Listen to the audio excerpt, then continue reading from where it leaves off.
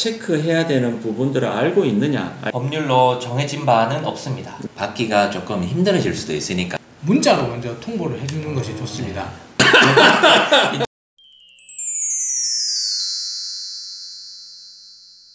그리고 이제 다음 주제로 이제 넘어가야 되는데요. 가장 중요하고도 또 제대로 체킹해야 되는 부분들이 있는 것 같은데, 세입자가 이제 퇴실을 하게 되면 관리인이라든지 아니면 임대인이 여러 가지 체킹해야 되는 것들이 있잖아요. 네. 이 부분들은 어떤 것들이 있을까요? 네, 세입자가 나가게 되면 네. 공과금 납부를 확인을 해야 되는데요. 네. 일반 수도세 같은 경우에는 집주인이 납부를 하기 때문에 그거는 상관이 없고 네. 도시가스, 전기요금 이게 정확하게 납부가 되었는지 그거를 먼저 체크를 해보셔야 될 것 같습니다. 그러면 그게 이제 보증금 내어주기 전에 네, 그렇죠. 그거부터 이제 체킹을 해야 이제 정산이 된다는 얘기죠. 네, 세입자들이 나가고 나면 그 금액을 받기가 조금 힘들어질 수도 있으니까 네. 보증금을 내어주기 전에 그 사항을 먼저 확실하게 체크를 해봐야 되고요. 네. 그리고 퇴실 후에는 방 상태를 네. 한번 확인을 해보셔야 됩니다. 네. 뭐 청소라든지 아니면 옵션에 뭐 분실, 파손 네. 이런 것들이 있을 수가 있는데요. 특히나 요즘 같은 경우에는 반려동물을 키우시는 분들이 많으니까 네. 그런 반려동물들이 몰딩이라든지 장판, 벽지 이런 부분들을 훼손하는 경우가 종종 있거든요. 네. 그거 먼저 확인해 보시고 이제 보증금을 내어줄 때 그거까지 제하고 내어주는 방향으로 네. 이렇게 하셔야 될 것 같습니다. 네. 보통 이제 벽지 같은 경우에는 소모품이라 가지고 네, 그렇죠. 이거를 뭐 훼손을 했다 하더라도 이것을 뭐 따로 청구를 할 수가 있습니까? 보통 계약서 작성을 할 때 네. 반려동물을 키우시게 되면은 원상복구 특약이 많이 들어갑니다. 네. 근데 1년을 살았다고 해서 벽지를 매년 교체를 해주는 게 아니기 때문에 네. 어느 정도 훼손 여부를 확인을 하고 네. 세입자랑 얘기를 나눈 다음에 그 부분은 처리를 해야 될 것 같습니다. 그럼 특히나 이제 뭐 반려동물을 이제 키울 수 있는 환경이 되는 세입자 같은 경우에는 특약 사항에다가 그런 부분들 좀 꼼꼼하게 이렇게 넣어야 되는 네, 부분이 맞습니다. 있네요, 그렇죠? 요즘은 뭐 부동산에서 그런 특약사항을 준비를 해갖고 오시는데 안 해오시는 경우도 있을 수가 있으니까 네. 임대인들이 미리 그런 부분들은 말씀을 해서 준비해 오도록 하는 게 좋을 것 같습니다. 네. 역시나 이제 계약서를 쓸 때 임대인이 얼만큼 내가 체크해야 되는 부분들을 알고 있느냐 아니면 알고 있지 않느냐에 따라서 분쟁이 커질 수도 작아질 수도 있다 이렇게 결론 네. 내릴 수 있겠다, 그죠? 네, 맞습니다. 네. 그리고 이제 또 다른 주제로 넘어가겠는데 세입자들이 이제 퇴실을 하잖아요. 퇴실을 하게 되면 청소 부분에 관련해 가지고도 네. 어떤 데는 뭐 청소를 뭐 세입자가 해줘야 된다. 아니면 어떤 부분은 또 임대인이 이제 청소를 해야 된다. 이런 부분이 있는데 이 부분은 어떻게 진행이 되어야 될까요? 네, 그 부분 역시 많은 분들이 헷갈려 하시는데요. 네. 사실 청소 부분에 대한 의무 범위는 명확하게 법률로 정해진 바는 없습니다. 네. 하지만 통상적으로 세입자가 퇴실하고 나면 임대인이 기본적인 청소는 해주는 것이 관례고요. 네. 그리고 세입자 같은 경우에는 본인이 추가적으로 입주 청소를 해야 되겠다라는 필요성을 느낀다면 본인이 직접 하거나 네. 아니면 임대인에게 요청을 할 수가 있습니다. 새로 들어오는 세입자가 임대인한테 그렇죠. 요청한다는 얘기죠. 네. 네. 이 경우 임대인은 이 요청을 들어줄 수도 있고 들어주지 않을 수도 있고 네. 이것은 임대인의 판단입니다. 그리고 임대인 같은 경우에는 뭐 기본적인 청소만 해주는 게 금액적으로 낫지 않을까요? 네, 보통은 그렇게 많이들 생각하시는데요. 제가 추천드리고 싶은 방법은 웬만하면 이 입주 청소를 해주시라고 말씀을 드리고 싶습니다. 왜 그러냐면 이 입주 청소를 원룸을 기준으로 본다면 약 7만원에서 10만원 정도 지출이 되는데요. 이것을 월세로 환산한다면 약 일주일 정도치가 됩니다.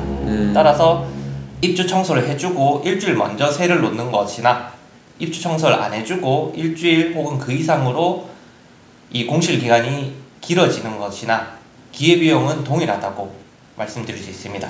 결론적으로 빨리 세를 놓고 싶으면 입주 청소 하는 것이 좋습니다. 저도 그 부분에 동의를 하는데 대부분 이제 부동산에서 새로 이제 세입자를 모시고 이제 방들을 이렇게 보잖아요. 보는데 네, 그렇죠. 특히나 세입자들이 보는 부분 중에서 화장실하고 싱크대, 그리고 싱크대 중에서도 이제 한풍 닥터 쪽, 이쪽들 상당히 많이 보거든요. 닥터가 예를 들어서 막 기름이 끼어서 막 누렇게 있는 이런 부분들을 보면은 여성 세입자들 같은 경우는 거의 다 들어오지가 않고요.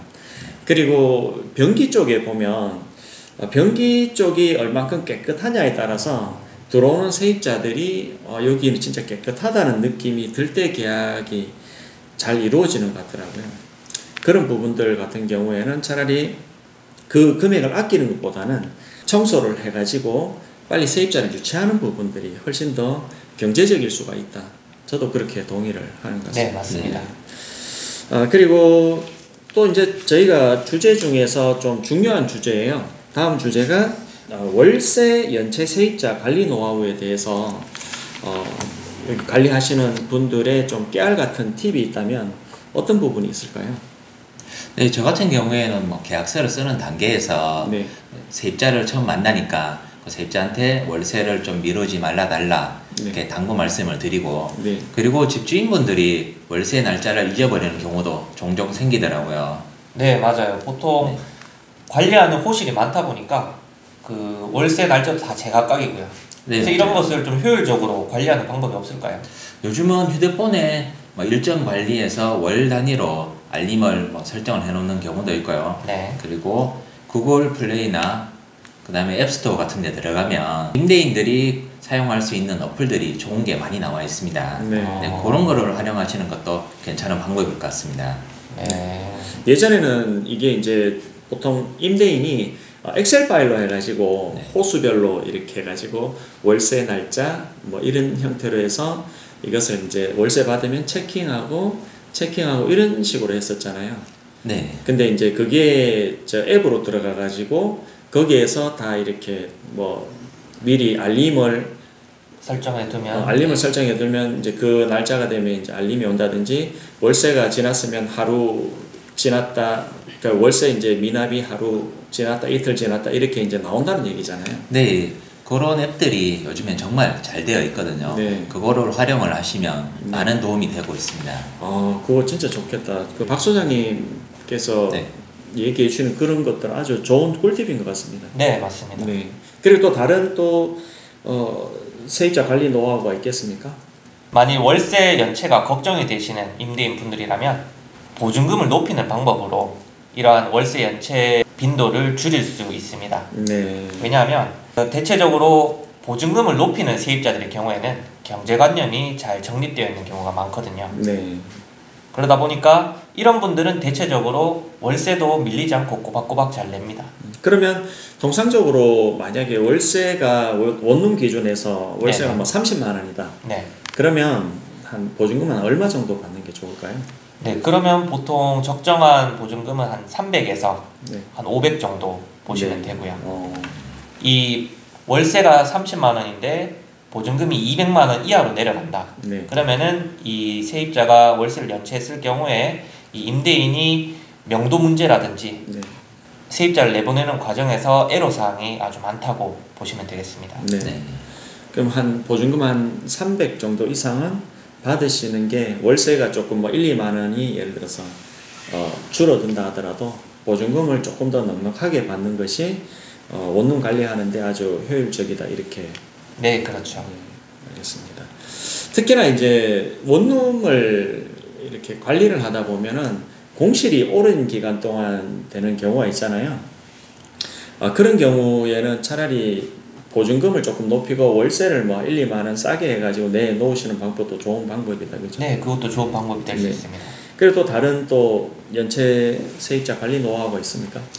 네, 이거는 이제 좀 사소한 팁 같은 건데 네. 네.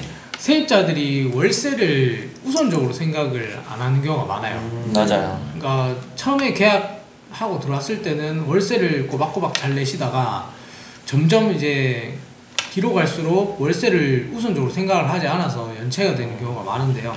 보통 그런 경우에는 어떤 식으로 문제를 해결하시나요? 네, 보통 그럴 때는 세입자에게 월세가 우선적이라는 거를 이제 심어줘야 되기 때문에 월세 날짜가 이제 하루라도 지나면 문자로 먼저 통보를 해주는 것이 좋습니다. 그러고 나서도 월세가 계속 입금이 되질 않는다. 그럴 때는 이제 전화를 해주시는 것도 좋습니다. 그래서 조금 이제 세입자들이 월세를 이제는 앞으로 꼬박꼬박 잘 내야 되겠구나라는 생각이 들 수 있게 살짝 이렇게 문자나 전화로 재촉하는 방법도 좋은 방법입니다. 네. 조금 이제 최초에 이제 원룸 이 관리 그러니까 월세 관리하는 부분들을 네. 조금 타이트하게 이렇게 초반에 네, 맞습니다. 좀 진행을 해 주시는 것이 좋다. 네. 이렇게 하고 오늘은 세입자 관련해서 중요한 부분들 이렇게 체킹해 봤는데요. 도움이 되셨는지 모르겠습니다. 부동산 멘토링 스쿨에서는 지금 현재 원룸 임대 사업을 고려 중이신 분이나 아니면 현재 원룸 임대 사업을 진행 중이신 초보자분들한테 깨알 같은 꿀팁을 계속 이렇게 전해드리고 있거든요. 계속해서 노력하는 모습 그리고 발전되는 모습 여러분들께 보여드리겠습니다. 오늘은 여기까지 하겠습니다. 수고 많으셨습니다. 네, 감사합니다. 네.